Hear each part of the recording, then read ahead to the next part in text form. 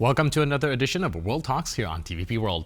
I'm your host, Benjamin Lee, and please join me and my guest on this next interview. Now, a rare and unusually public diplomatic clash has erupted between Washington and Warsaw after the U.S. ambassador suspended contact with the Polish Parliament Speaker, Wojciech Czarzasty, in response to criticism of Donald Trump, provoking a sharp response from Prime Minister Donald Tusk. Joining us today on TVP World to unpack the implications for alliance politics, diplomatic norms, as well as geopolitical signaling is Marcin Bużański, a political scientist and director of the Center for Diplomacy and Negotiation at Collegium Civitas, with extensive experience in international diplomacy and conflict resolution. Hello and welcome to TVP World. Good evening. Pleasure to be with you here. So, to kick things off from your perspective, what do you think make this dispute different from routine disagreement between allies, and why did this particular exchange escalate so quickly and publicly? Well, there are a couple of factors here. I think it's something very emotionally charged because we're talking about the U.S. president and the Nobel Peace Prize, and everybody knows he really wants that award. And there's been an international campaign to nominate the president, which has been backed and supported by the Speaker in the Congress, Mike Johnson. So, and this was done also in collaboration with the Israeli Parliament. So there's it's connected to this matter. So I think the U.S. ambassador, who has also very close ties to Israel, as we know very well, treated it as something of great importance for him. I think that those words also resonated, the statement by the president of the Polish Parliament, with a lot of the political base, particularly on the left side. That is his political base, and this is why the statement, in my opinion, was a bit too harsh. Frankly speaking, the response should be crafted better in a diplomatic sense. It wasn't overly harsh if you look at comments being done across Europe by various leaders, but he could have crafted it in a better way. But the response from the U.S. ambassador, I mean, it was also something, not seen really in diplomatic circles, really, or not really used to. So it needed also a reply from the Polish Prime Minister. And I think this whole situation escalated into something that, frankly speaking, nobody really wanted, but everybody had to deal with. So, I think we're in a stage now of a de-escalation, which is a right one. But there are a couple of lessons, I think, learned that we could take out from this incident. Right, definitely. Like you mentioned, there's a lot of emotion going around here. And I think it is something that a U.S. president uniquely kind of have when it comes to anything surrounding Trump. It does seem like emotion run high.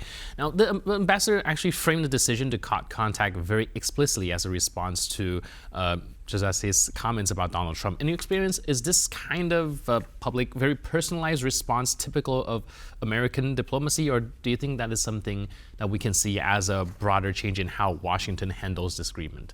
Well, I think it's a bit of a combination of both. It's certainly not diplomatic practice, although we live in an era of Twitter diplomacy and reality TV diplomacy, as I like to call it. So we're seeing more and more this type of instances of this type of communication. In this case, I think some of the words used were a bit used too quickly.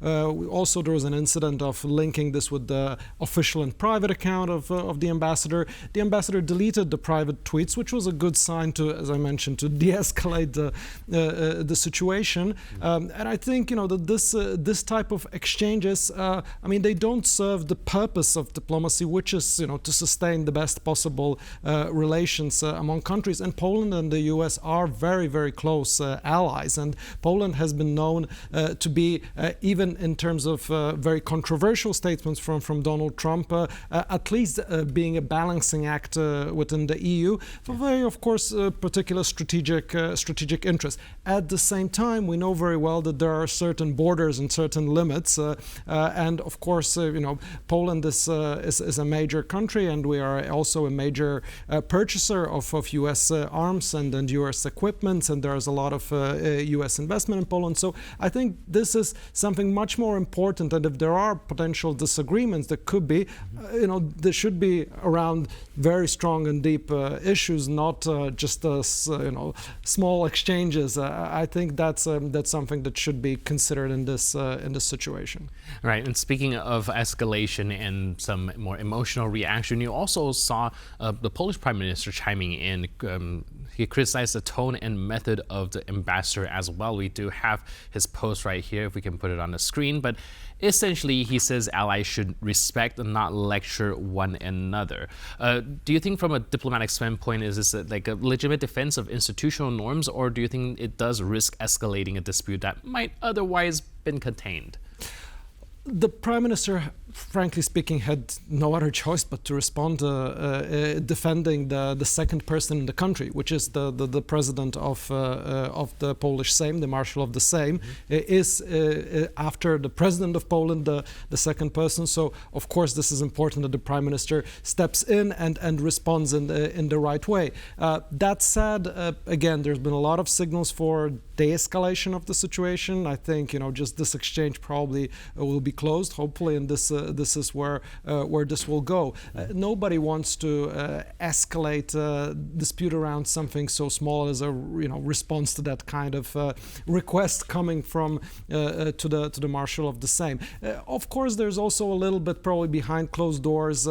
Small grievances probably between the Prime Minister and the Marshal of the Sejm, that he started the whole thing by his response and not calibrating it in a better way. But hopefully this this will not lead to more instances like this, because they only fuel internal political divides also in the country, because we have the opposition jumping on this and also trying to say that that this is the whole of the government that is destroying relations with the most important ally. But that's also backfiring, because politically people in Poland, generally voters, actually want Poland to stand up for itself at a time where it's blatantly accused of doing things that it's not. So I think this is a calibrated response, and hopefully we should leave it at that. Right. Can you actually help me understand the political divide within Poland a little bit, how the interaction with Washington might actually cause some, like you mentioned, within the Polish society? Well, it's no secret that the president of Poland, Nawrocki, and of course the peace whole opposition group is very closely aligned with the MAGA movement, with the right-wing base, and in that sense they try to establish strong relationships with President Trump and his inner circle. They also see Trump's stated support for those groups as a potential to gain resources, to gain support in online campaigns, potentially also money when it comes to their political the preparedness for elections and their political standing. So there's a strong sort of investment on that side. On the other side, we have a more balanced sort of approach from the government when it comes to relations with, of course, the military, with the diplomatic circles, and that has been going on pretty well, despite the push from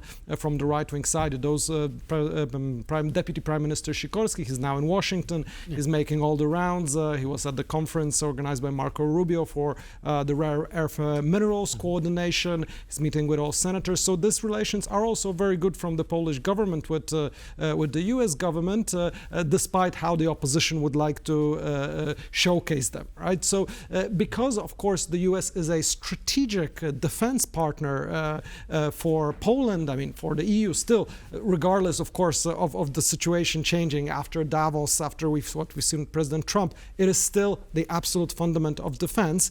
So we want to keep it this way. Of course, building our own capabilities, building European defense capabilities, we want to keep that strategic relation with the US. So what the political class should be doing is actually cooperating much more closely to keep that consensus for keeping the US close, but also building Europe, not doing a divide. And unfortunately, the second thing is happening. Right. Speaking of that divide, there are, like you mentioned, right-wing circles that's been criticizing this exchange of back and forth and potentially accusing the government of sowing some sort of divide between the Poland and America. And again, like you mentioned, internal politics maybe have a play to it with the lead up to elections. Do you think there's merits to that, or is it mostly more political framing? Look, I think the political calculations are taking priority, and that's not good. I think this is what we saw around this situation with the exchange with the ambassador, taking aside the ambassador's response and everything that came out. Like the origins of it were from a political calculation by the president, the marshal of the Sejm, who wanted to gain political points by being strongly anti-Trump. Right, so this was then the right-wing groups and political right-wing groups with peace around President Nawrocki and his advisors. They took out the cannons and started saying that you're destroying this relationship, which also wasn't good because they actually should support the president of the Sejm in defending him against this response, because it was way beyond over the top. So we have this situation where there are cracks in something that Poland did quite well when it comes to fundamental priorities of foreign and security policy. There was this consensus across political classes, build up after the fall of communism, when we've had in the 90s the road to NATO, then the road to the EU. There was a full consensus on that. I think we don't really have that.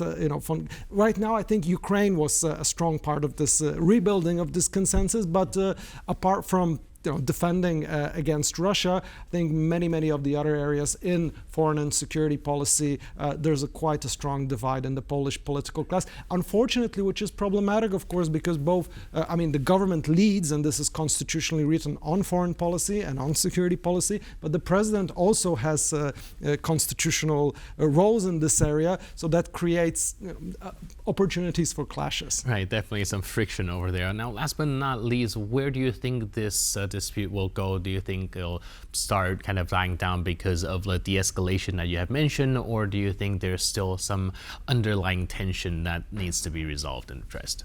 I think when it comes to this exchange, my hope is that it's going to de-escalate and then go away, as it should, because as I said, the substance of the discussion doesn't merit it, frankly speaking, and shouldn't. But that's not to say that we'll see how the ambassador will communicate, moving on further, how some areas of tension could arise. There are a couple of areas where it comes, for instance, now to the digital tax. We know there'll be meetings next week. There are, of course, question of buying more armaments from the US, not from other European countries. So all of this will be significant, important discussions between Poland and the United States. So hopefully this can be done in a calmer, diplomatic manner without the emotions coming in here. All right. Thank you so much for your input and insight. Really appreciate it, and thanks for being with us on TVP World. Pleasure. Thank you very much. And thank you for tuning into this edition of World Talks. But for more news, update, and commentary, please stay tuned to TVP World.